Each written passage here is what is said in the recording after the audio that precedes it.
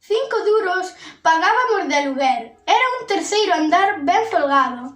Pola parte de atrás daba para o campiño e por diante para a rúa de San Francisco. No segundo vivía a miña tía avoa.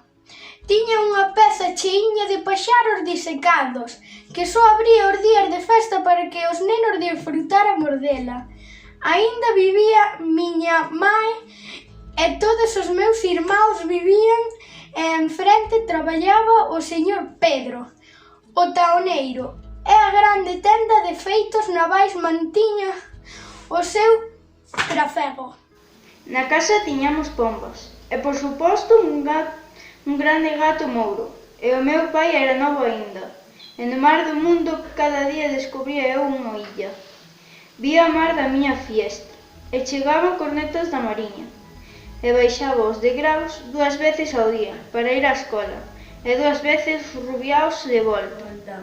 As mulleres entón usaban capa e corsé, e íamos á aldea en coche de cabalos, e a rúa estaba ateigada de pregóns de sardiñas e de ingleses que vendían biblias.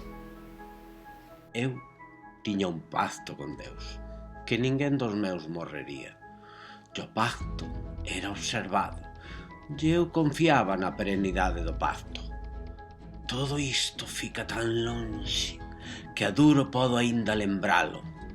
Esqueceríao dentro de pouco tempo se non escribise estos versos.